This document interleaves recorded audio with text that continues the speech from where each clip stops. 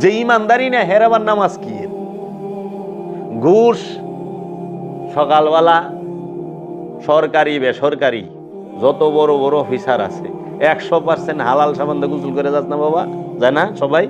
ব্যবসায়ী হোক, চাকরিজীবী হোক, সরকারি হোক, বেসরকারি হোক, সবাই 100% হালাল। লাখ সাবান, লাইফ বয় সাবান, ডিটল সাবান, যেটা দেয় হোক, গোসল কইরা পবিত্র হইয়া যাস। তোরা গোসল কইরা পবিত্র হইয়া ঘুষ খাস, সকালবেলায় আগে ঘুষটা, আবার ঘুষ খায় ঘুষের টাকা লইয়া মসজিদে যায় নামাজ পড়স। আবার তগই হুনা আপনি স্বর্গে চইলা যাইবেন, খালি মসজিদে দান করেন, মাদ্রাসায় তিনখানায় দেন, নামাজের কাম নামাজে করব, পাপের কাম পাপে করব। কতটি বক্তা বাইরে স্যার আবার এমনি ব্যালেন্স করে যে আপনি যাহাই করেন, যে বড় পাপ করেন কোনো অসুবিধা না, আপনি নামাজটা ঠিক রাখেন। এমনি কয় এই দান্দাবাজের বাচ্চা, কে কইল তোমার এই কথা যে তুমি যা মন চায় তাই করো, কোনো অসুবিধা নাই, কিন্তু নামাজ ঠিক রাখেন। নামাজের হিসাব নামাজে আর পাপের হিসাব পাপে। কই পাইলেন? কোরআনে কোন হানে এই কথাটা কইলো? হাদিসে কোথায় কইলে এই কথা যে তুমি পাপও করো সালাতও করো? আল্লাহ কি কইছে? লা তাকরাবুস সালাত ওয়া আনতুম সুকারা, খবরদার সালাতের ধারের কাছেও না নেশাগ্রস্ত অবস্থায়। কয় মৌলবীরা, কিন্তু সুকারা শব্দের অর্থ হলো মোহগ্রস্ত অবস্থায়। মোহগ্রস্ত অবস্থায় সালাতের ধারের কাছেও যায় না। আর সুদ খাইয়া দাঁড়ে নামাজ পড়স, তুই কি কারে কি মনে করস? আল্লাহ কি দেখে না? আল্লাহ কি জানে না তোর কথা? নামাজ হইলে ইমানদারে কইছে ইয়া আইয়ুহাল্লাযিনা আমানু আকিমুস সালাত ওয়া আতুজ যাকাত, হে ইমানদার সালাত কায়েম করো, যাকাত আদায় করো। যে সুদ খায় সে কি ইমানদার? যে ঘুষ খায় সে কি ইমানদার? পৃথিবীতে কোনো আলেম, কোনো মুফাসসির, কোনো মুহাদ্দিস কি ওর ক্ষমতা আছে যে সে প্রমাণ করে দিব যে সুদ খাওয়ার পরে সেই ইমানদার থাকে, ঘুষ খাওয়ার পরে সেই ইমানদার থাকে, কিংবা ঘুষ খাইলেও সে ইমানদারের খাতায় আসে, অন্যের হক মাইরা খাইলে ইমানদারের খাতায় আসে, অন্যের সম্পদ মাইরা খাইলে ইমানদারের খাতায় আসে, অন্যের আত্মীয় স্বজনের হক মাইরা খাইলে ইমানদারের খাতায় আসে? পারবো? যে ইমানদারি না হেরাবার নামাজ কি? কোরআন নিজে কইতেছে আরাইতাল্লাযী ইউকাজ্জিবু বিদ্দিন, তুমি কি ওই ব্যক্তিটাকে দেখছো যে দিন থেকে সর্বপ্রথমই বাদ? সে কে? ফাযালিকাল্লাযী ইয়াদউল ইয়াতীম, যে এতিমের হক মাইরা খাইলো, যে এতিমের সম্পদ মাইরা খায়, সে দিন থেকেই বাদ। যে দিন থেকেই বাদ, এর আবার কিসের নামাজ, রোজা, হজ, যাকাত? সালাত তো করতে হইব। সুদ, ঘুষ, অন্যের সম্পদ, এই ছিনতাই, রাহাজানি, বাটপারি, সিটারি সব ছাইরা দিয়া আহনে আমরা মাপে কম দিয়ে নামাজে যাই, আবার নামাজ পড়ায়ও মাপে কম দিই, দেয় না দোকানদাররা? কিরে বাবা, এই সালাতে তোর স্বর্গে নিব, তুই বইরিস আশায়। এখন আমার ওয়াজ কেউ ভাল লাগবো না, এই ওয়াজ ওই যে মোল্লায় যেটা, কারণ হের পক্ষে গেলে ওই সময় হের একটু ভাল লাগবে, কারণ পক্ষেই সে তো। আল্লাহর হাবিব বলছে, কেউ যদি আধা হাত জমিন কারো মাইরা দেয়, তার 7 তবক জমিন গলায় ঝুলাই দেওয়া হবে। আল হাদিস। আধা জমিন মারলে 7 তবক জমিন গলায় ঝুলাই দিব। আর তুমি তো পুরা পাখি গিলা হালাইছো, পাখির পাখি গিলা হালাইছো, তোমার কি গো বাবু? বাইস্তার হক দেও নাই, বায়ের হক দেও নাই, বইনের হক দেও নাই, আত্মীয় স্বজনের হক দেও নাই, কিন্তু 5 ওয়াক্ত নামাজ। সালাতুল ইমানদারের জন্য, সিয়াম ইমানদারের জন্য, হজ ইমানদারের জন্য, কুরবানি ইমানদারের জন্য, যাকাত ইমানদারের জন্য। কোরআন বলতাছে আমানুর জন্য, আমানু আমানু আমানু। মুমিনের জন্য যাকাত নাই, মুমিনের জন্য যাকাত নাই, মুমিনের জন্য সালাত নাই, সালাতের হুকুম মুমিনের জন্য নাই। সালাত, মুমিন সালাতের উপরে থাকে, মুমিন সালাত শিখায়, মুমিন সালাত কায়েম করে না। যার সালাত কায়েম হয় নাই সে কখনো মুমিন না। যার সালাত কায়েম হয় নাই সে কখনো মুমিন না। এজন্য আমানু আর মুমিনের তফাতের বেলা আলোচনা আইছে, তো এই যে সামনে শুনবা, আমি কথা আছে মিডিয়া, যে আমানু আর মুমিনের পার্থক্য কি? তো একজন জিজ্ঞেসে, আলেম সাহেব বইছে, আমি কইলাম আপনি কি ইমাম সাহেব? কয় নামাজ পড়ান। আপনি কোন তো, আপনি কি আমানু না মুমিন? লড়াছড়াটা বইছে, তো কয় আমি তো একজন আমানু। বললাম আপনি ইমামতি করেন কেন? আমানুর ইমামতির হুকুমই নেই। আমান হইলেও সালাত করব, আপনি সালাত পড়াইতেছেন কেন? সালাত শিখান কে?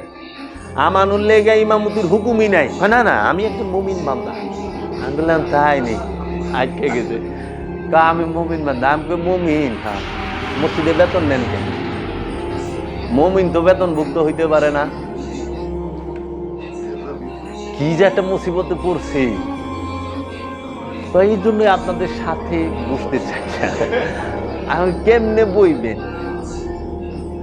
আমানু কখনো সালাত ইমামতি করতে পারবে না, মুসল্লি কখনো ইমামতি করতে পারবে না। মুসল্লির ইমামতি করার হুকুমই নাই। মুসল্লি সে সালাতের উপরে থাকবো, আর মুমিন সে সালাত শিখাইব।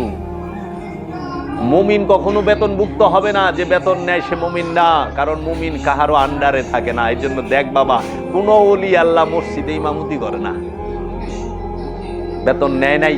কোন খলিফা, যে খলিফা সে মসজিদের কোষাগারের বাইতুল মালে বেতন নেয় নাই।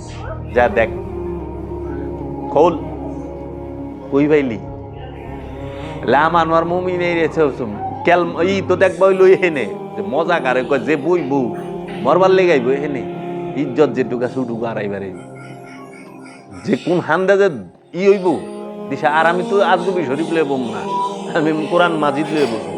আসেন কোরআন আগে শেষ হোক, তারপরে সেন হাদিস শরীফ। হাদিস শরীফ কোরআন শরীফ যদি আপনারা না পান, তখন সে আজগবি শরীফটা চাপা দিবার চেষ্টা করবেন।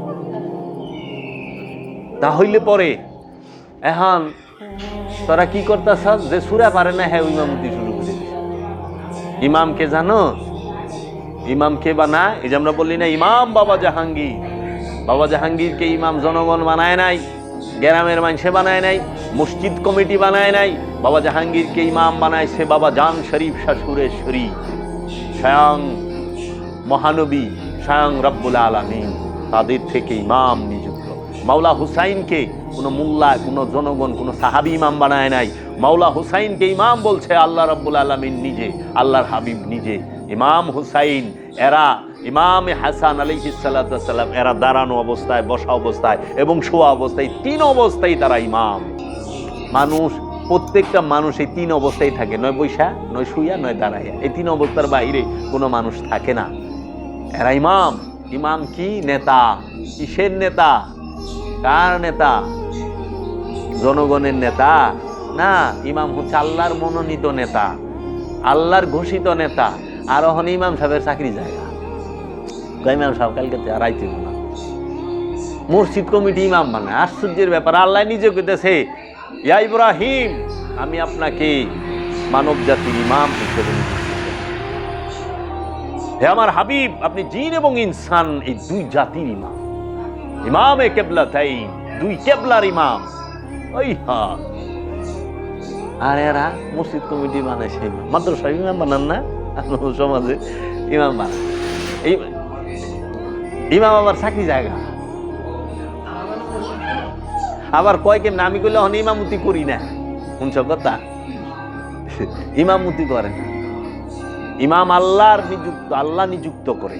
আর এই ইমাম সবসময় নেতা। এর জন্য আল্লাহ বলছে আমি প্রত্যেককে তার কিয়ামত দিবসে তার ইমাম সহ ডাকবে। হাসরের ময়দানে ইমাম সহ ডাকবে এবং ইমামকে জিজ্ঞেস করা হবে, ইমাম সাক্ষী দিব। ইমামে কইব তুমি ইমাম রে মানছ না, মানো নাই। মসজিদের ইমাম না, নফসের ইমাম আছে।